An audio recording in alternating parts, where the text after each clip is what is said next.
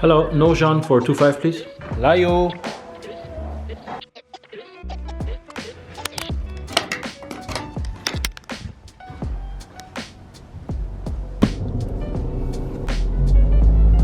Was geht denn, Leute? Wir haben Samstag heute.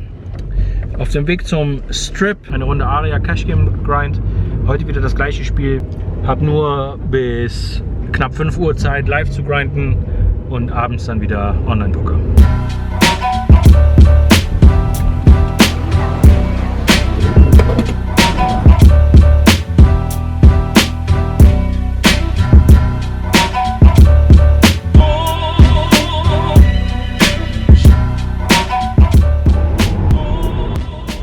Lustig, ich habe gestern kurz Besuch im Aria gehabt, kurz ein bisschen gequatscht über die Vlogs, über Vegas und auch über die Kinder. Da kam das Thema auf, dass die halt immer happy sind und immer lächeln und so weiter. Also generell die Twins sind super happy Kids, aber die streiten sich auch natürlich oft und das zeige ich ja nicht. Also in den Vlogs sieht man natürlich nur die schönen Zeiten und so, aber da gibt es auch zwischendurch auch mal richtige Schlägereien. Manchmal so eine richtige Hassliebe. Aber die können auf jeden Fall nicht ohne einander. Also die machen alles zusammen. Vorgestern haben die sich gestritten und dann sind die sauer aufeinander halt gewesen und sauer auch eingeschlafen. Und da bin ich ein paar Stunden später dann zurück zum Schlafzimmer, um zu gucken, wie es denen geht. Und dann sehe ich, dass sie da Arm in Arm kuscheln und zusammen schlafen. Also das ist die engste Freundschaft, die man haben kann, wenn man einen Twin hat.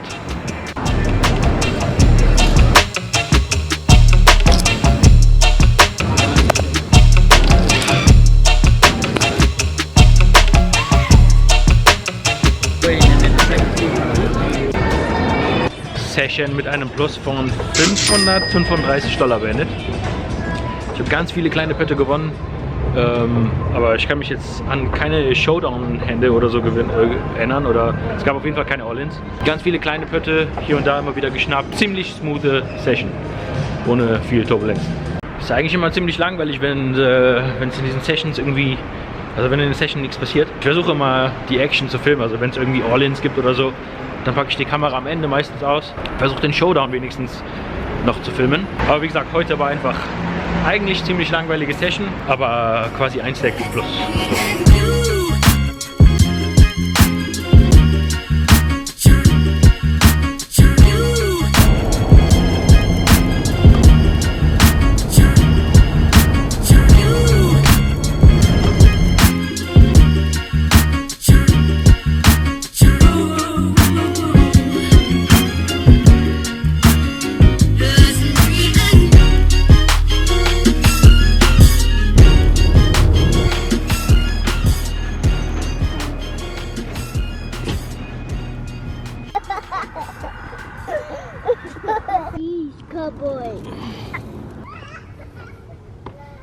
Es geht, Leute.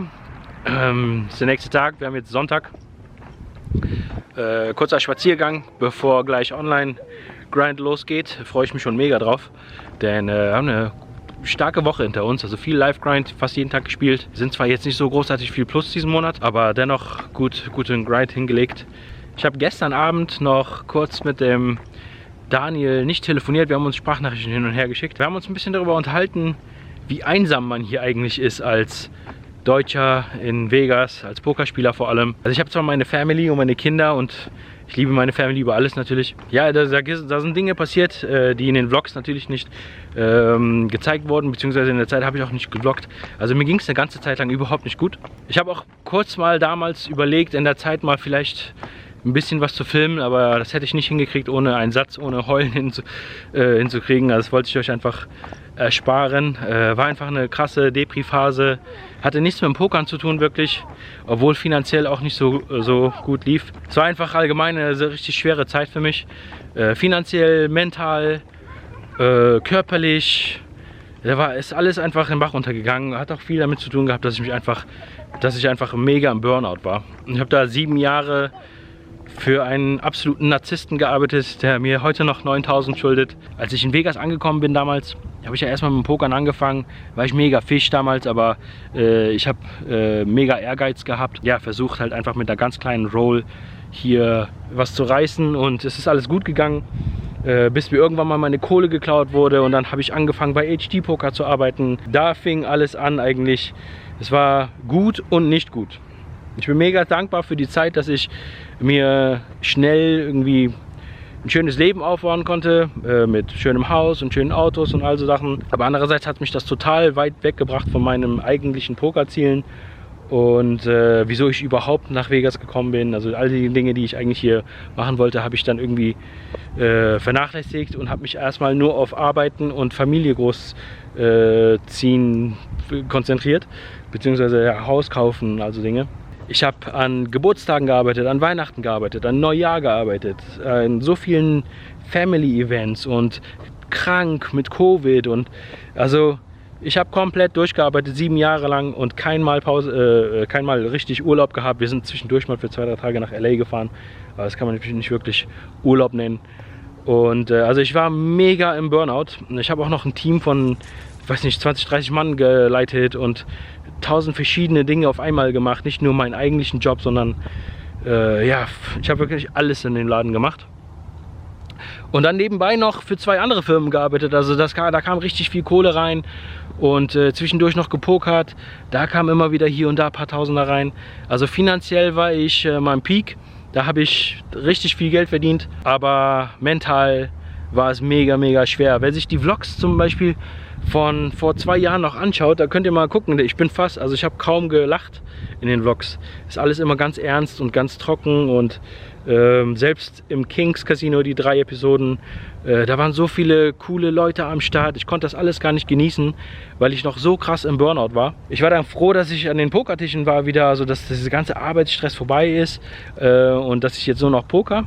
Aber ist natürlich auch stressig, wenn man dann sich dann so ein krasses Lebensstil aufgebaut hat und dann auf einmal nur noch von 2,5 leben soll und so weiter. Das ist auch nicht so einfach. Der Verhältnis stimmt dann einfach nicht mehr, wenn man vorher so viel mehr krass verdient hat und dann jetzt mal ein Monat gut ist und mal ein Monat nicht gut ist und so weiter. Und ja, das war halt mega schwer. Und dann kam noch dazu, dass die Kinder klein waren und meine Frau bei Amazon gearbeitet hat. Da musste ich also um 7 Uhr morgens aufstehen, Frühstück, Mittagessen und Abendessen für die kochen, Kinder baden, anziehen, alles mit den Kindern machen, spielen, den ganzen Tag entertainen und dann abends noch bis 3, 4 Uhr nachts losziehen und pokern und dann mit 3, 4 Stunden Schlaf das gleiche nochmal wiederholen. Das hat mich noch viel, viel mehr in den Burnout reingeritten und ja, irgendwann ging es mir einfach überhaupt nicht mehr gut. Mein Testosteronlevel war total im Keller, alles hat mir wehgetan. Mir ging es einfach überhaupt nicht gut. Das Krasse an der ganzen Geschichte ist, dass ich voll alleine war. Als Mann einer Familie und ja, die ganzen Kosten aufbringt und so weiter, wenn es dann auf einmal nicht mehr läuft und deine Family und Freunde alle in Deutschland sind. Ich habe jetzt zwar den Fabi, aber das ist wirklich mein einziger Freund, Daniel auch, aber den sehe ich halt nie. Und ja, da habe ich sogar noch mit Daniel gestern darüber gesprochen, wie einsam man hier in Vegas eigentlich ist. Wenn man ganz weit von Kindheitsfreunden ist und vor allem, wenn man dann mal so eine schwere Zeit durchlebt. Also ich will jetzt nicht viel erzählen, was jetzt beim Daniel abgeht oder so, aber dem gingen die gleichen Gedanken durch den Kopf, also wie krass einsam man hier einfach ist und wie krass man auf sich alleine gestellt ist hier. Es hat eine ganze Zeit lang gedauert, bis ich da aus diesem Burnout wieder rausgekommen bin und mental mich wieder pushen konnte, wieder angefangen habe zu trainieren, gut essen. Ja, all das langsam musste ich da wieder aus diesem Loch rauskommen. Und Gott sei Dank habe ich es geschafft. Ich glaube, das hat auch viel damit zu tun, dass die Kinder halt einfach viel Kraft geben und dass man halt was erreichen muss. Und ja, dass ich es überhaupt dann nochmal an die Pokertische geschafft habe. Mega froh, dass diese Zeit vorbei ist. Ja, ihr seht ja, ich bin mega happy jetzt. Den Kindern geht's gut, meiner Family geht's gut, wir sind alle gesund. Und das Finanzielle ist auch wieder im grünen Bereich. Ich bin der Meinung, dass ich diese schwere Zeit durchleben musste auch eigentlich, damit ich ja, aus den Fehlern lernen kann und viele Dinge anders machen kann jetzt. Für mich steht auf jeden Fall noch alles offen. Ich bin im Moment happy in dem Spot, wo ich gerade bin. Ob nun als Millionär oder nicht. Ich habe das alles noch einfach mal erzählt, damit für den einen oder anderen, der sich wünscht, einfach nach Vegas zu kommen, um das Gleiche durchzuziehen, was ich gemacht habe. Da könnt ihr euch auf ganz, ganz viele schwere Zeiten einrichten. Denn wenn man ganz weit weg von Family und Freunden ist und dann eine schwere Zeit durchlebt, das ist dann nochmal doppelt so schwer. In dem Gespräch gestern mit dem Daniel haben wir kurz darüber gequatscht, wie dankbar wir dem Spiel sind, dass wir alles erreicht haben dadurch, wo es uns hingebracht hat und so weiter. Ich muss sagen, ich bin also mega dankbar, dass ich ein Skill habe, was mir immer Geld einbringen kann. Als ich gekündigt wurde, habe ich ja nochmal ein Jahr oder so gepokert und war aber immer noch voll im Burnout, auch mit den Kids, wenig Schlaf und so weiter, also ging es mir überhaupt nicht gut. Und da war mein Vater zu Besuch aus Deutschland und der hat dann vorgeschlagen, hat mir das wieder in den Kopf gesetzt, wieso nicht nochmal tagsüber halt einfach im Medienbereich arbeiten und also Grafikdesign und all so Sachen, abends dann pokern. Und ja, habe ich mich überreden lassen, da habe ich angefangen, mich zu bewerben, habe dann auch wieder das Pokern ein bisschen vernachlässigt zu der Zeit, mich voll aufs Bewerben konzentriert und so weiter, 1-2 Monate da verloren. Das frisst ja einen auch auf mit den Kosten. Ja, ich habe eine Absage nach dem anderen bekommen und dann hat sich irgendwann mal eine Firma gemeldet. Das war ein mega professioneller Setup. Ich wurde in einem Slack-Channel eingeladen. Ich hatte 3 Jobinterviews. Mir wurden Formulare geschickt, die ich erstmal ausfüllen, so Questionnaires und so, Fragebogen und also Dinge. Dann habe ich andere Arbeiter da in einem Slack-Channel kennengelernt und noch neue Leute, die eingestellt wurden. Dieser Interviewprozess ging irgendwie über 2 Wochen. Lange Rede, kurzer Sinn, die haben mir da richtig viel Kohle geklaut. So viel, dass mein Wells Fargo Konto auch noch gesperrt wurde. Und ja, danach war ich halt mega krass im Loch. Also danach ging gar nichts mehr. Zum 2. Mal in meinem Leben wird mir alles Geld geklaut, was ich auf meinem Konto habe. Bewerben klappt nicht, versuche die ganze Zeit, aber kam halt nichts. Meine Bankroll schrumpft und Burnout sowieso noch drin und mental total schwach. Testosteron im Keller, Körper tut weh. Wenig Schlaf, dies, das, also das Bewerben für andere Firmen und so weiter hat mich dann nochmal richtig gebumst auf gut Deutsch. Ja, da aus diesem Loch rauszukommen, das war halt wirklich eine Kunst für sich und ich bin froh, dass ich es geschafft habe. Ich bin froh, dass ich den Ehrgeiz wieder habe, den Kampfgeist wieder habe, ja, dieser Burnout endlich vorbei ist. Ich habe einfach mich ein Jahr lang zu Hause dann hingesetzt, nur noch online gespielt, voll versucht, ein Jahr lang nur ausschlafen, 8 Stunden jeden Tag, mich komplett auf meine Kinder konzentriert in der Zeit auch. Ja, ich bin froh, dass ich das gemacht habe. Ich bin mega frisch und erholt wieder. Und seitdem läuft es wieder, Leute. Zusammen kriegen wir das hin. Ist jetzt Teamwork mehr als vorher war alles auf meinen Schultern. Selbst das Großziehen der Kinder war auf meiner Schulter, weil meine Frau halt bei Amazon für Kleingeld gearbeitet hat. Also von all dem Stress, Gott sei Dank, erholt. Und mir geht es jetzt persönlich richtig, richtig gut.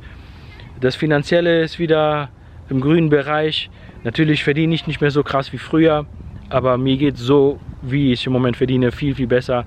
Ich arbeite zu meinem eigenen Schedule und es ist einfach viel, viel gesünder für mich so. Ich habe das alles einmal erzählt, damit für die, die sich wünschen, halt einfach auch nach Vegas zu kommen und sich so einen Lifestyle aufbauen wie meinen, es ist nicht immer einfach, Leute.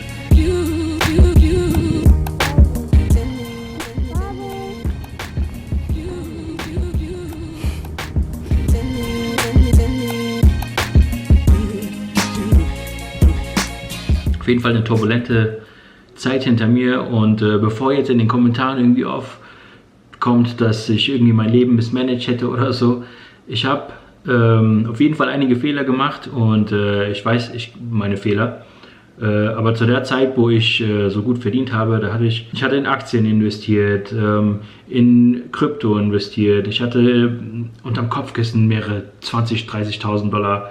Auf der Bank war immer 20.000, 30.000 und meine Bankroll war ja noch da. Und also ich hatte auf jeden Fall genug Investment und Geld noch dahinter, um locker noch pokern zu können. Und war nicht so unbedingt auf meinen Job angewiesen. Aber dieser Burnout war einfach nicht überwindbar für eine ganz lange Zeit. Vor allem, weil die Kinder halt noch so klein waren und halt einfach zu viel Druck auf mir war. Ich schäme mich für nichts dafür, sonst hätte ich die Story wahrscheinlich nicht mit euch geteilt. Im Gegenteil, ich bin eigentlich ziemlich stolz auf meine Story. Ist zwar nicht alles immer glatt gelaufen, aber ich lebe immer noch meinen Traum und ja, kämpfe jeden Tag dafür. Ich werde demnächst noch mal ein Video hochladen, wo ich mich so in den nächsten 10 Jahren oder so sehe. Das ist eigentlich Daniels Idee. Bei dem Gespräch mit Daniel, als diese Frage aufkam, wusste ich auch nicht genau, was ich dazu antworten soll. Ich bin gerade eigentlich mega froh darüber, dass ich mein Leben genießen kann und dass ich happy bin und dass ich in einem gesunden State bin einfach. Natürlich habe ich Ziele und wir haben ja nächstes Jahr die 100k Challenge auch und so weiter. Aber in erster Linie ist einfach die Gesundheit das Allerwichtigste.